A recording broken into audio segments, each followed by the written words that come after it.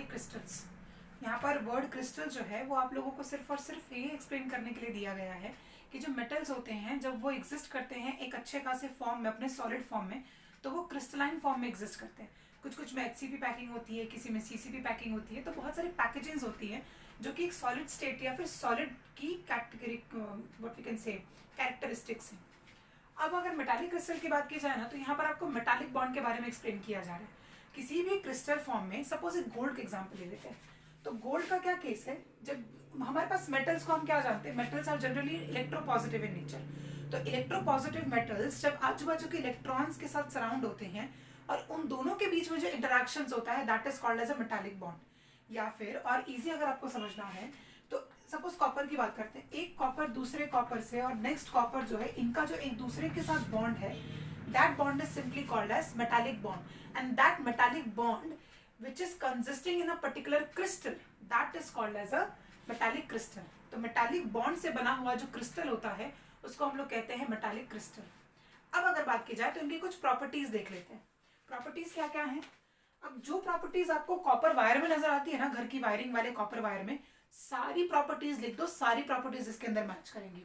जैसे कि सबसे पहली चीज, ये लोग डक्टाइल होते हैं। डक्टाइल मतलब थिन वायर, या फिर वायर लिख देती हूँ मैं यहाँ पर, इनके आप वायर बना सकते हैं। देन ये होते हैं मैलिएबल, ठीक है, मैलिएबल मतलब कि शीट बनाया जा सकता है इन लोगों का।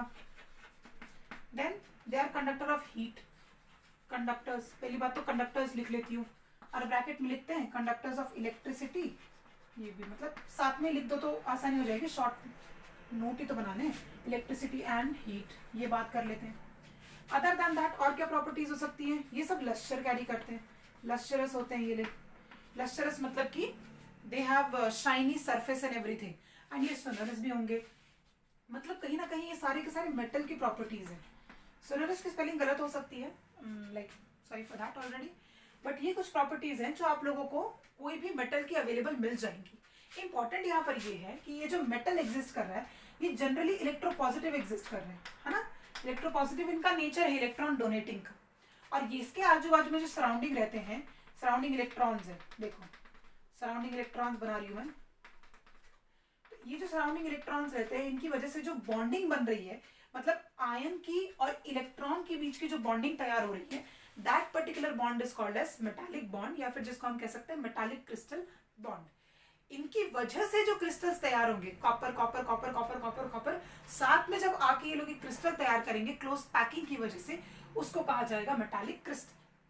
ओके, इसके बहुत सारे एग्जांपल्स हो सकते हैं। आपको जो मेटल याद है सब लिख दो, मतलब जो कॉमन मेटल्स आपको पता है, जैसे गोल्ड लिख लो, एल्यूमिनियम लिख लो, कॉपर लिख लो, जिंक लिख लो, उसके अलावा और कौन से हो सकते हैं, प्लैटिनम लिख लो, तो ये सारे, निकल लिख लो। तो ये जो मेटल्स हैं जो कि वायर बना सकते हैं, जो इलेक्ट्रिसिटी कंडक्ट करेंगे, जो सारी conductivity, sonorous property, lustrous property, सारी की सारी प्रॉपर्टीज दिखाएंगे, उन सबको हम लोग क्या कहेंगे, मेटालिक क्रिस्टल्स कहेंगे। क्रिस्टल बहुत इंपॉर्टेंट यहाँ पर क्यों है? क्योंकि ये ना एक यूनिट सेल के लेवल पर, मतलब स्मॉलेस्ट किसी क्रिस्टल या फिर स्मॉलेस्ट यूनिट के लेवल पर ये क्या दिखाएंगे, क्रिस्टल बिहेवियर दिखा रहे हैं। इसकी वजह से इन लोगों को हम लोग क्रिस्टल की कैटेगरी में पुट कर रहे हैं। अदर देन दैट हम लोगों को इसको क्रिस्टल बुलाने का कोई रीजन नहीं है, but at the smallest point they are behaving as a crystal, and that is why they are called as metallic crystals. ठीक है, this is everything about metallic crystals.